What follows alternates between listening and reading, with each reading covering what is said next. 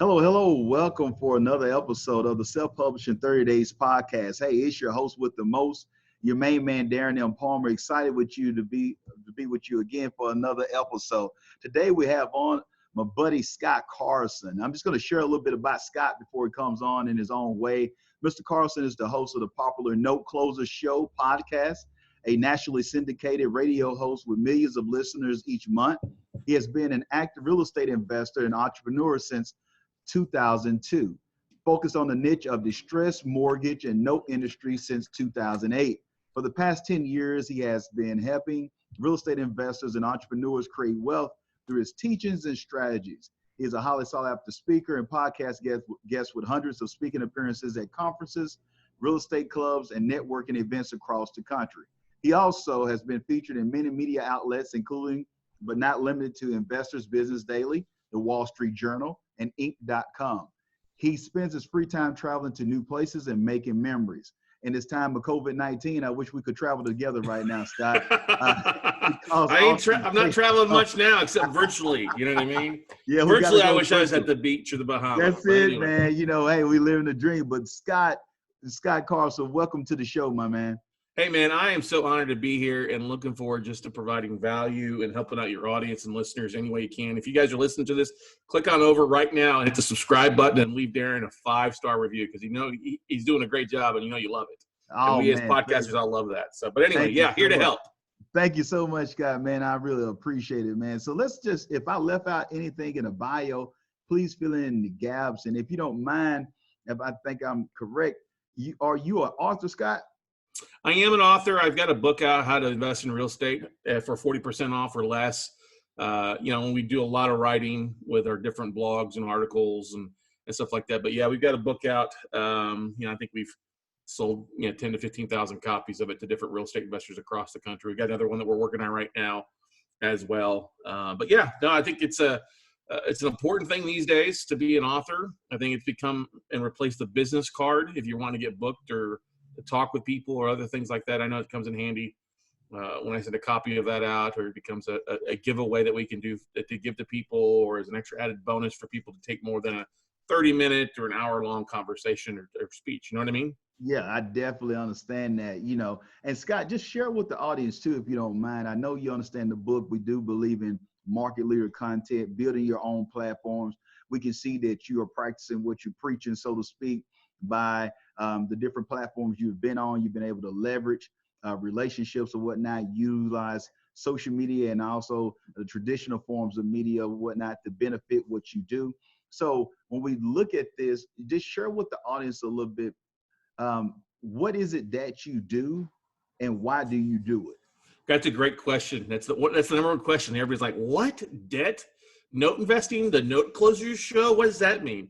So it's a little more relevant now than it's been for a couple years now, but I think we all know somebody that went through a rough time back 12 years ago during the Great Recession of being, upside down in their house, of facing foreclosures or going through a short sale, or just owing more in the house than what it's worth for any unknown reason. And so what I've done for the last almost 20 years has been an expert in buying debt and buying these types of real estate investments by buying the mortgages. And then our goal as a company with WeCloseNotes.com, which is my main company, is then we reach out then to the borrowers and try to really create a win-win scenario and keep them in the property by either modifying the mortgage payments, doing a trial payment plan, a forbearance agreement, or one of 10 different exit strategies, trying to really work with the homeowners to keep them in the house. And we make the running joke that we're trying to make America great again, one defaulted borrower at a time. But for the last over a decade, I've been one of the premier educators and teachers in that niche of real estate investing. It is a very small niche within a niche. And I think a lot of people are worried right now with what's going on in the economy, with it being out of work or COVID-19. Are they going to get foreclosed on, or the banks that come after? And that's not the case more than anything else. The banks are going to work with borrowers out there. We're working with our existing borrowers to try to keep them in their houses and try to calm a little bit of fear. But that's what I've done. That's why I'm called the Note Guy, is we buy debt. We try to work with the homeowners in a variety of reasons, trying to keep them in their house, trying to get them repaying. If they won't do that, then we do have to go the legal route like any other bank would. But for the last, I've done that for almost, golly, it's hard to believe, 14 years now on that side. And for the last 10 years, I've been teaching that niche of real estate investing across the country because it's gotten very attractive. Still have a lot of deal flow that way versus other ways of investors tapping into real estate because it's gotten more expensive for real estate across the country. But that's kind of what I do in a nugget. I buy debt, become the bank, and then try to keep people in their homes if I can. Awesome, man. I love it. And so I wanted just to piggyback a little bit off of what Scott was sharing with us and just some of the things I was able to glean out of that is the importance of also making sure that you are a market leader in what you do. Because some of you will say, well, Darren, it makes sense if you're just a keynote speaker, or it makes great sense if you're a consulting or you're doing stuff for corporate or whatnot, or for those who do the college market or whatnot, Future Business Leaders of America, that type of thing. But here we are with Scott. It's a niche within a niche, so to speak. But at the same time, he's going deep with what he's doing by creating content. You notice that he shared early on the show or whatnot. He's doing blogs. They're turning that content and writing content for his books. Now they've done one. Then they're looking at creating it where they're two-time authors or whatnot. This is the type of things that you need to be doing. So those of you who might think I'm in a business of doing insurance, you might think it's boring. I'm pretty much going to go with the guy who can say he wrote the book about something about insurance, even though the guy might have just regurgitated something that he found off a few articles that he compiled and put it together.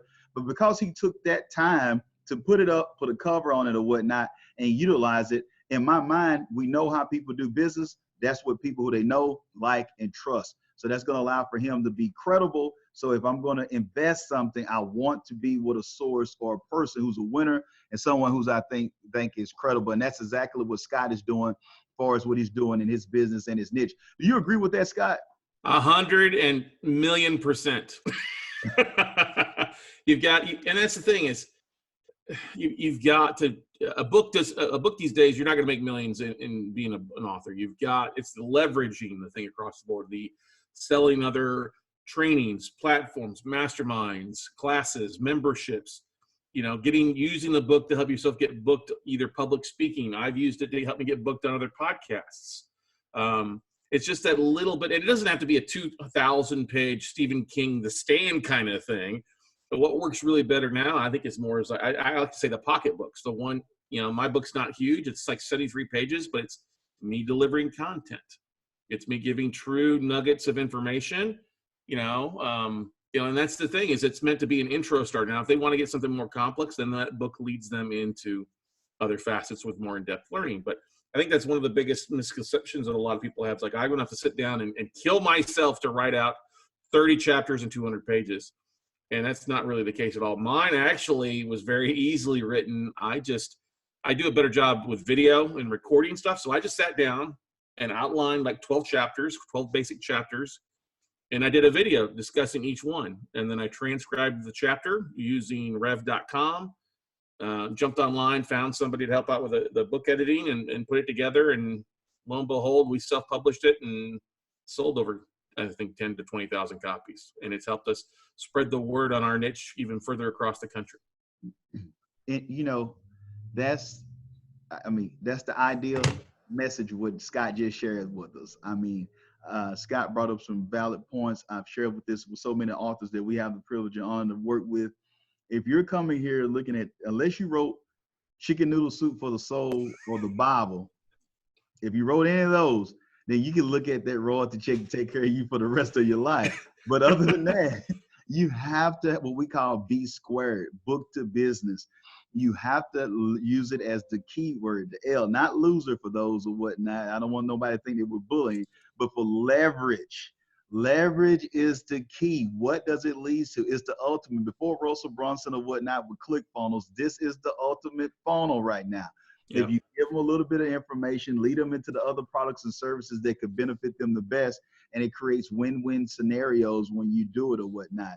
And being in this market, man, what made you just take it to this level? What was that aha moment? Did you just automatically come into this in business? Because, just share what led you down the path of realizing I need to get into media. I need to do podcasts. I need to reach out. It's just as important as me doing anything else in my business. That's a really good question. And I contribute it to two people. The first and foremost is a guy by the name of Roland Frazier. He's a guy out of San Diego, California, one of the most amazing marketers. He's got a podcast called the Business Lunch Podcast. He's part of a big marketing company called Traffic Digital Marketer, which is out of Austin, Texas. They put on the biggest marketing convention here called Traffic and Conversion Summit. They'll have 6,000 to 10,000 people joining in. I was very fortunate years ago to, he aligned himself, was working with a guy that I learned the real estate from that was teaching me a lot of the real estate stuff. So for 4 years, I learned some of the best marketing tactics that were available between 2004 and 2008 before I went on my own. And then, so I've always done videos. I've done conference calls. I've been doing webinars since 2011 to my audience, just checking in on a regular basis. What's the best way? And then one of the best things that I heard was another big influencer was Kevin Harrington, the shark for Shark Tank, or the guy who's pitches everything. You see him all over the place, but one of the original Shark Tanks. I was in Vegas at an event, and I've done videos, I've done training and stuff like that. Like I said, we were doing webinars every week. And I heard him from the stage said, listen, video is going to be the next revolution. And this is back in late October 2016. And that was about the time that Facebook Live came out, as I think we remember. Many of us were watching Gary Vaynerchuk or somebody else rattle on for an hour on Facebook Live, right? Or YouTube. I said, okay, I'm going to make that big push. We're all in the media space. Yes, I'm in real estate, but I'm in the media space of what we're at, where everybody's looking, because I believe everybody's looking for eyeballs and earballs. You know what I mean? We're all looking to get some sort of media, and that's where everything is at. If you look at everything's going to video. Facebook, Twitter, Instagram, LinkedIn, some of the biggest channels out there. And there's enough of them, other ones that didn't go well, that fell from the wayside as well. But you look at what YouTube is doing online, and then Hulu and all the Netflix accounts and iHeartRadio, you can go online and do stuff like that. So I took what Kevin Harrington said, and I took it to heart that, okay, I'm going to go back to my office and I'm going to start recording short little videos. Just a fly in the what's in the life of the day of Scott Carson and We Close Notes. So that's what I did. I went and didn't get any fancy equipment. Oh my gosh. I just pulled out my smartphone, my iPhone at the time, and just flipped it around and said, let's go live. And they would be like 8 minutes to, start off small, 8 to 20 minute nuggets of what's going on. What's our focus today? Sometimes it's me just being goofy. I think I did one episode and Tickle Me Elmo, just to be silly with everybody. Okay. But then it grew to there where I did like 150 days straight of business days of just live streaming those videos, and people were really starting to follow me. And we saw over those first 149 episodes, over 125,000 views on Facebook. All right. So we were averaging 10 to 15,000 views a month for the most part for those first couple of months. And then I had a buddy come to me and say, hey, Scott, you're doing great content. You should really upload these to YouTube or start a podcast. I'm like, I don't want to do all that work. I'm a one-take guy. I don't want to do all that extra editing. And he's like, no, there's services out there that'll do that for you. And he actually offers services. I was like, so you mean I can just jump on Zoom or Facebook Live, do an episode, and then send it to you, and you'll do all the editing? You'll take and go onto my website and create a blog out of it. You'll create images, and then I don't have to do any of that work. Just give the stuff to my marketing assistant, and she'll share it everywhere. And he's like, yeah, we can do that. I was like, done.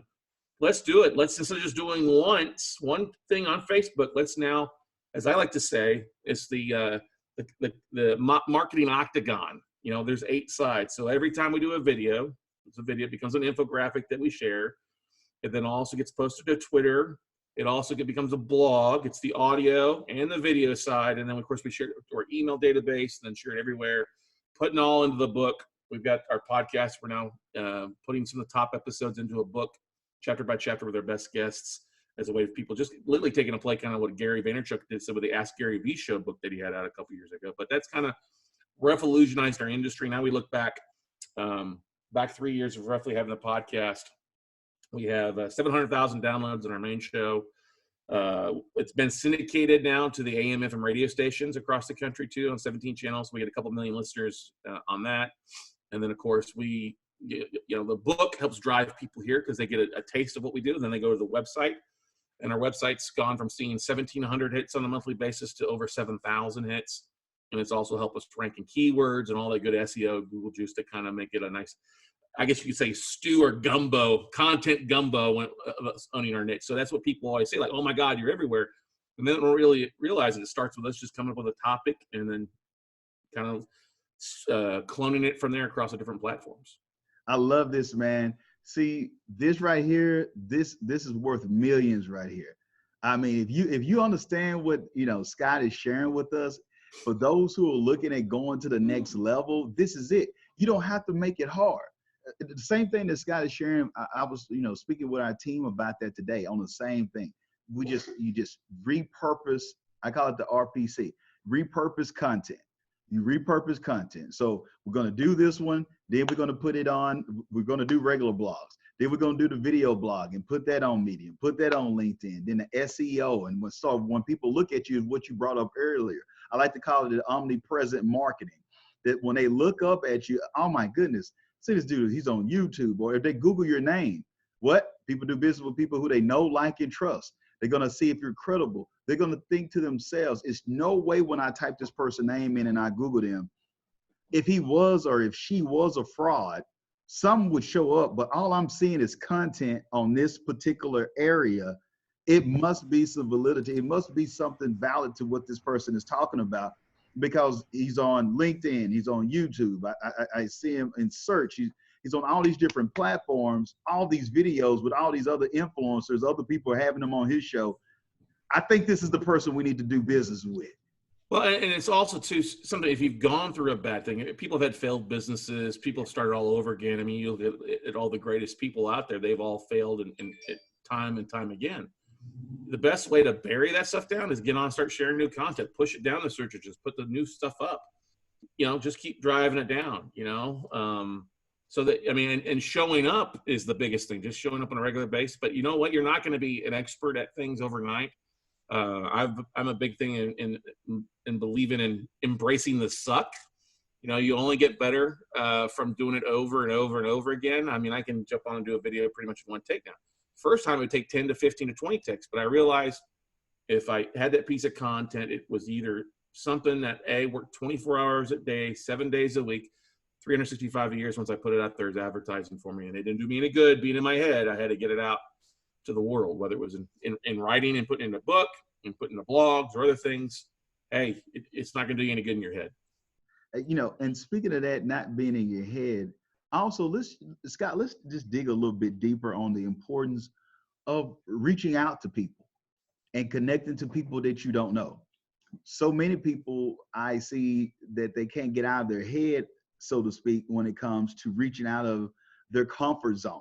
For just like me, you were able to connect because of LinkedIn. Yep. You reached out on LinkedIn. I didn't have a clue who you were or whatnot at all, but you reached out and I was like, hey, let me dig a little deeper. So worst case scenario, if we wouldn't even did this show, I still know who you are, because I'm going to look at like, who's this reach out to me? And I look. And so it wasn't like it was a pressing way. And so for those who are thinking about the 1982 car salesman with the plaid pants on, by now, that's not what we're talking about here. Yeah. But at the same time, let's just share with the audience of the importance of reaching out, because you don't know where they could go, Scott. Share with them of that, because some people, they're not where they should be because they won't do the work like what you did for us getting connected together. So here, let's talk a couple points. One, we got to get outside our own head. Most of us have an inferiority complex, so we're not good enough. It's like the old stereotype, like, doggone it, I'm good enough, I'm smart enough, and people like me. You got to believe that. If you got something of value, people are going to listen to it. I don't care if you're selling tiddlywinks, you love cats, or you're selling mortgages or real estate. It doesn't matter what it is. It doesn't do any good. You sitting in hiding inside your house and peeking out, especially right now with the coronavirus. It ain't going to save it, okay? Jesus saves, everybody else has to invest, okay? So you've got to invest your time a little bit. And that's not difficult. And I'll tell you this, some of the most successful people are the most approachable people. They're the people that are willing to give you advice, or not really advice, because everybody's gotten advice like, you want to seek counsel from those that have done things. Because the most people that have made mistakes are glad to help share those mistakes so you don't step in the same potholes or in the landmines that they do. So reaching out to people, most affordable people are pretty approachable. An email, just have it, make it a value, and respect their time is the biggest thing. But then just get in the habit of doing. One of the things that we do on a weekly basis is I reach out to 100 new podcasters every week. Sometimes it's 200. Just, hey, touching base. Hey, see, we're fellow podcasters. Maybe we have a niche that we could work together. Here's what my show's about. or, hey, I see you're a note investor. I'd love to talk with you. Here's what I teach on a little bit. Maybe it'll help you.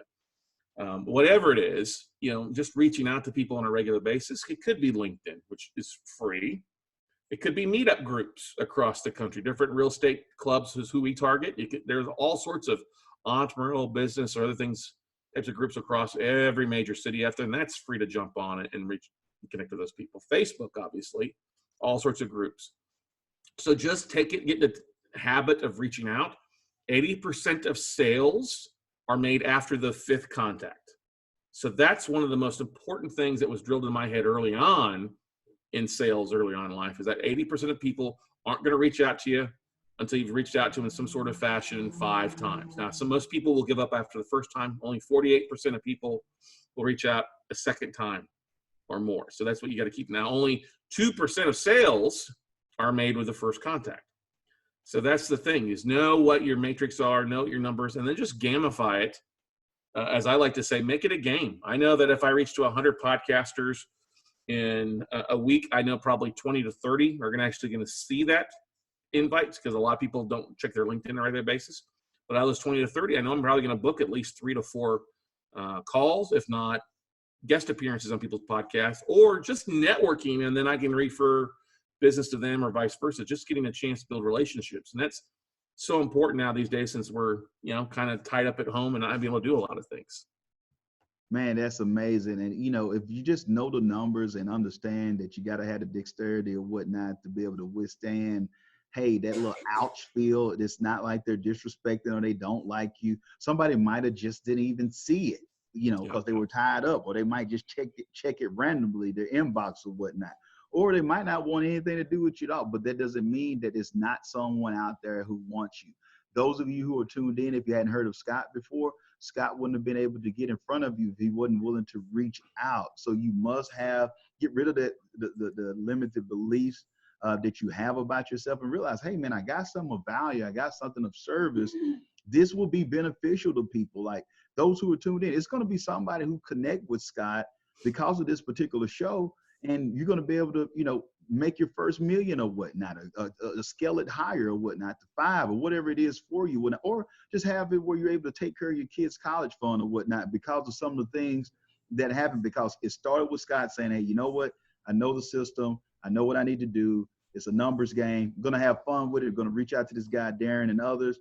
Oh, Darren reached back out. Program coordinator connected with me. Boom. They're on the show. Now life is being changed for generations to come because he's able to show them how to be successful, or as what they're doing with the debt or whatnot, and how to keep their homes or whatnot and be able to be better investors. So that doesn't happen if you're not willing to connect with people. So even though right now in the COVID-19 world that we're in at the recording of this particular podcast, you have to be willing to realize, like, even though we might not physically be able to connect with each other or touch, we got platforms, and we also have technology that allows for us to still touch for the right mindset, being growth oriented, being solution oriented, and making decisions that's going to allow for others to be able to scale. Whether it's helping someone with teaching, like our kids online right now, with learning online or whatnot, or whatever that might be. We're doing podcasts right now. Make sure you leverage with whatever you have. And Scott, let's just go into that. As far as leveraging, share with the audience, man, if you don't mind, like, how can they get a copy of the book? How can they reach out for more of your services or whatnot, whether it's social media handles or even a website? I'll make sure we note that in the show notes, but share with them how they can connect with you off air. Yeah, no, if you go to our mothership website, weclosenotes.com, everything is there. But you can also, if you'd like to get a free copy of the book, I'm glad to give it away for anybody listening. Go to noteblueprint.com/freebook. It's a 73-page PDF. They'll download it. If you drop me an email at scott@weclosenotes.com and mention the show, I'm glad to ship you out a hard copy of it, or soft copy, a paperback copy of it for free at no cost to you as well, too. And I want to add one thing to that, too, because we've got authors on here.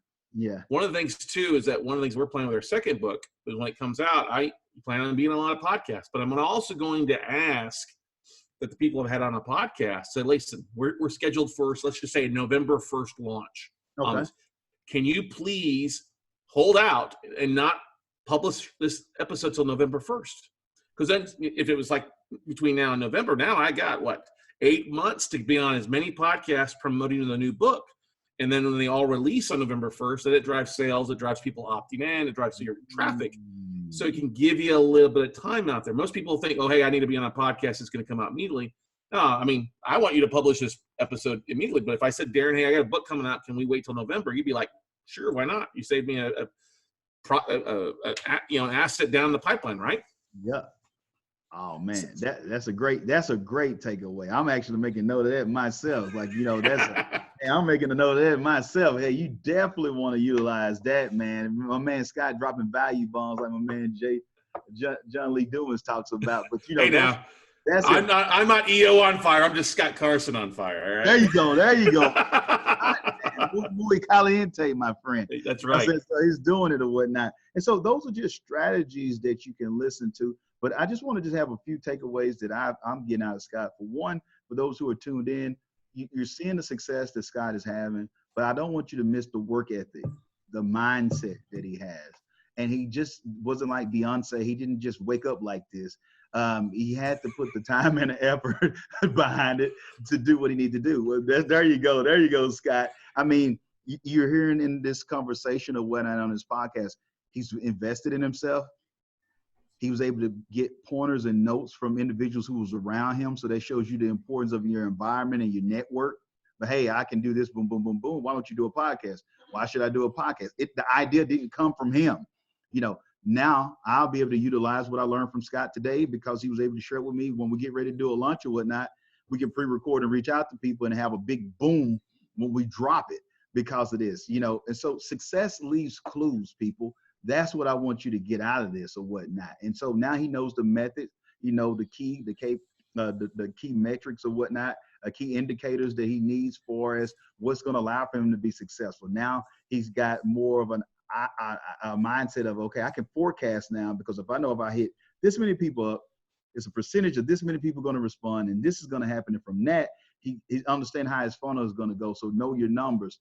With all that being said, step out of your comfort zone. Reach out, get the right people around you. Also, get the consulting that you need, not just any and random kind of advice. Get the right advice, and it allows for you to go to the next level. So we're going to definitely reach out, man. Do you have any last words, man? Especially speak to that person, Scott, who's out there thinking to themselves, man, it makes sense, man. Scott's a guru in what he does. He's niched down. He's been on all these different platforms. It makes sense for him to have a book. But I want to do a book, but I'm not sure with all the books that are out, why should I put a book out? Could you speak to that person who might be doubting themselves with that limited belief right now on the reason they should share their story with the world? Why not you?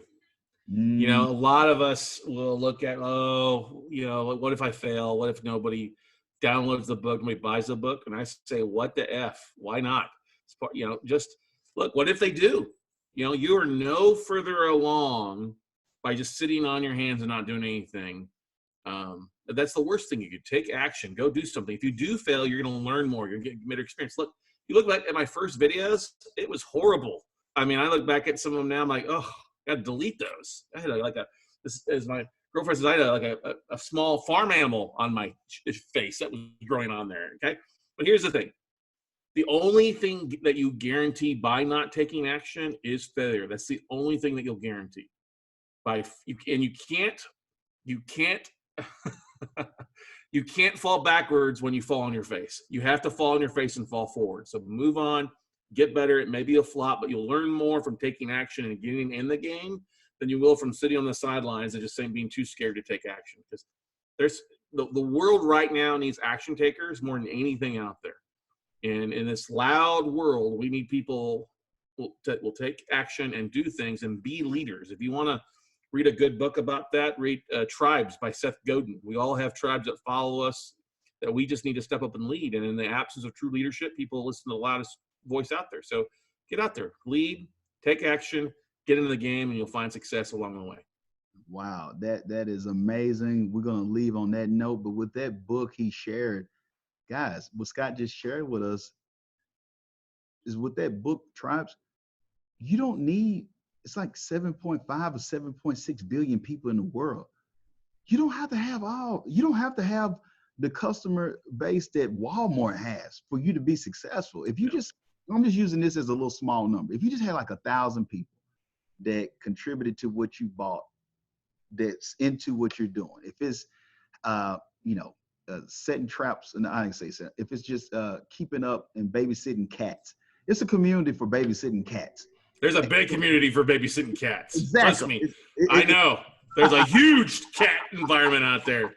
So I'm gonna get like one's gonna come flying at me here in a second, but there's a huge need for whatever you're passionate about. There you go, man. Just do it, man. Just like Nike, man. Just do it. So, man, I just want to thank you, Scott, for coming on. We will make sure that we have all the information to be able to connect with you in our show notes. But for those who are tuned in, remember, this is the year for your new book. Be blessed and be great.